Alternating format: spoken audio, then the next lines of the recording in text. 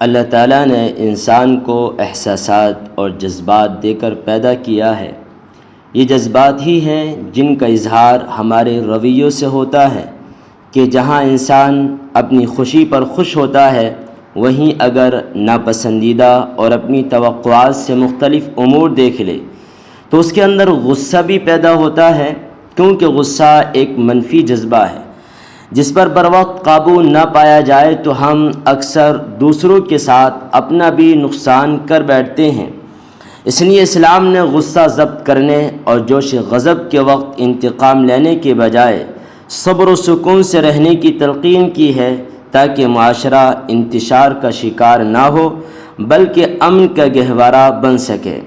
قرآن کریم میں غصہ نہ کرنے اور معاف کر دینے کی فضیلت بیان کی گئی ہے۔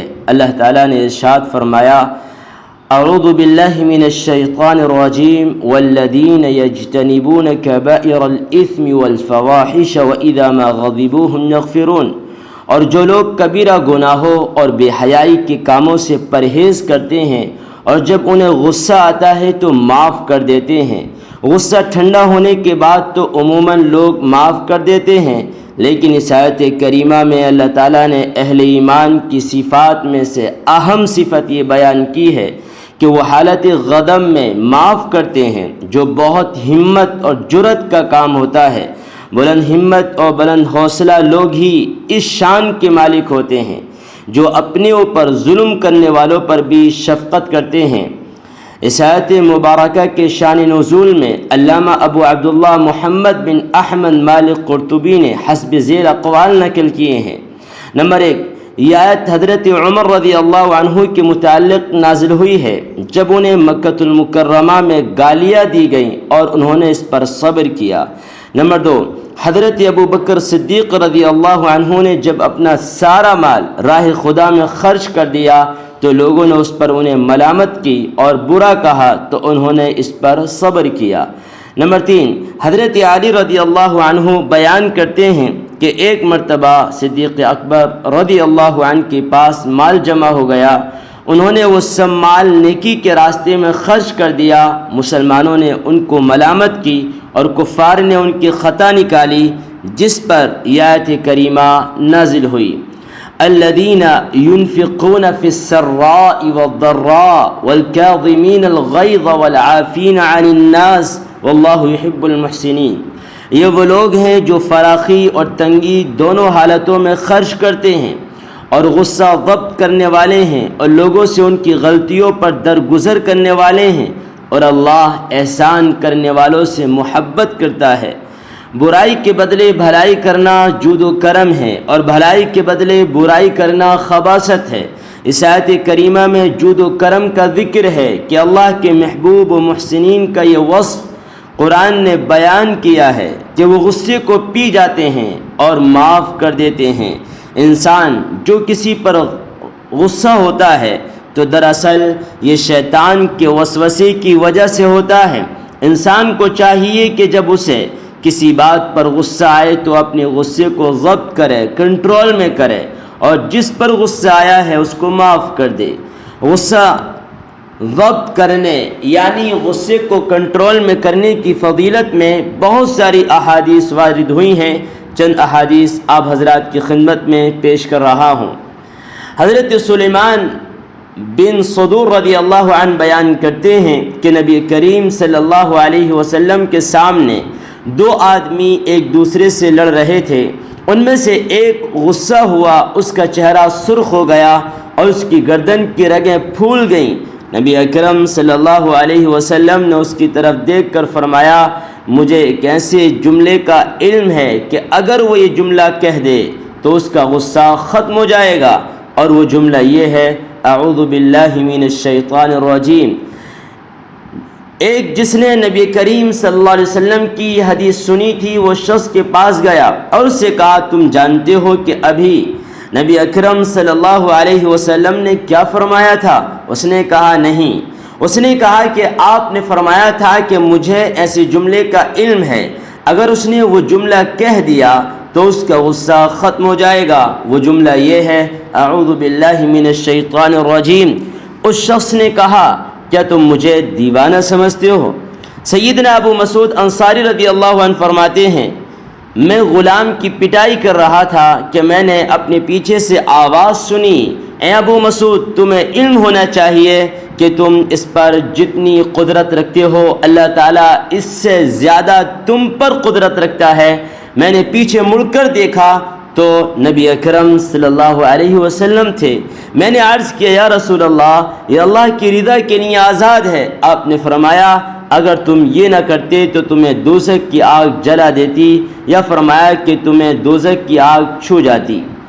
حضرت عطیہ رضی اللہ عنہا فرماتی ہیں کہ نبی اکرم صلی اللہ علیہ وسلم نے ارشاد فرمایا غصہ شیطان کے اثر سے، اور شیطان آگ سے پیدا کیا گیا ہے اور آگ پانی سے بجھائی جاتی ہے، تو جب تم میں سے کوئی شخص کسی شخص کو غصہ آئے تو وہ وضو کر لیا کرے۔ حضرت ابو ذر رضی اللہ عنہ فرماتے ہیں کہ نبی کریم صلی اللہ علیہ وسلم نے فرمایا جب تم میں سے کسی شخص کو غصہ آ جائے کھڑا ہو جائے، اگر وہ کھڑا ہے تو بیٹھ جائے، پھر اس کا غصہ ختم ہو جائے گا، اور اگر وہ بیٹھا ہے تو پھر لیٹ جائے، لیٹنے سے اس کا غصہ ختم ہو جائے گا۔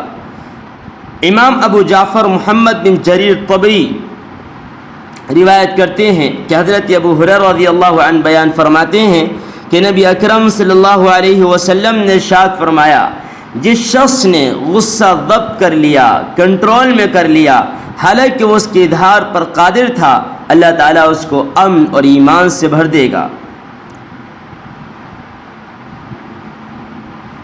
جہاں تک تعلق غصے کے ضبط کا ہے، کنٹرول کا ہے، تو ماہرین نفسیات کیا کہتے ہیں ان کی آراء بھی آپ کے سامنے پیش کر رہا ہوں۔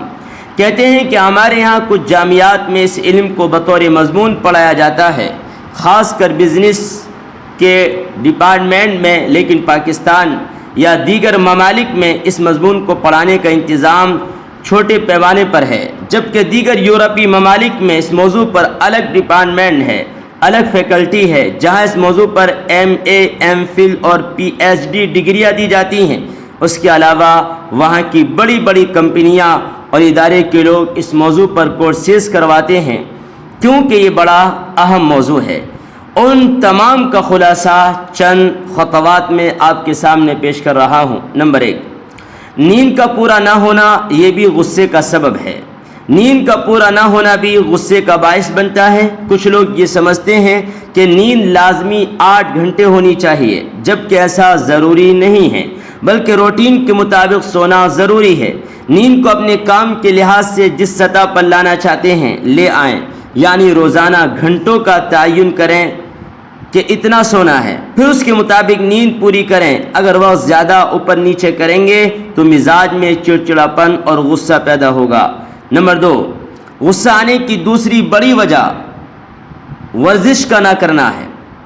انسان جب اپنی جان پر جبر یا سختی کرتا ہے اس سے بھی غصہ مرتا ہے، کیونکہ ورزش سے وجود میں طبعی طور پر استحکام پیدا ہوتا ہے۔ نمبر 3، غصے کی ایک وجہ آدمی کا اپنی سوچ کو مثبت نہ رکھنا بھی ہے۔ منفی سوچ انسان کو شر کی جانب لے جاتی ہے، جس سے اس کے اندر غصہ پیدا ہوتا ہے۔ ہر چیز میں مثبت پہلو تلاش کرنے کی عادت ڈالنے سے بھی غصے میں کمی آ سکتی ہے۔ نمبر 4، غصہ آنے کی ایک وجہ تکبر بھی ہے کہ ہمارے اندر احساس سے برتری آ جاتا ہے، ہم مخالف کو اپنے سے حقیر سمجھنا شروع کر دیتے ہیں، جبکہ اپنے مزاج میں عاجزی انکساری رکھنے والے کی طبیعت میں نرمی کا عنصر غالب آتا ہے۔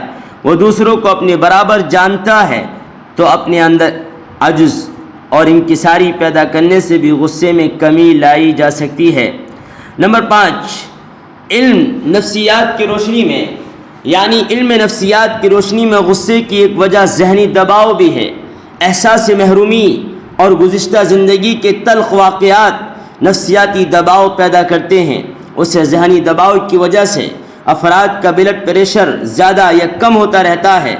ایسے افراد کو اپنی زندگی کے واقعات لکھنے چاہیے، اور یہ بھی لکھنا چاہیے کہ یہ سب ماضی کا حصہ ہیں اور میں مستقبل میں بہت سے ایسے اقدامات کر سکتا ہوں جن سے ان محرومیوں کا ازالہ ممکن ہے۔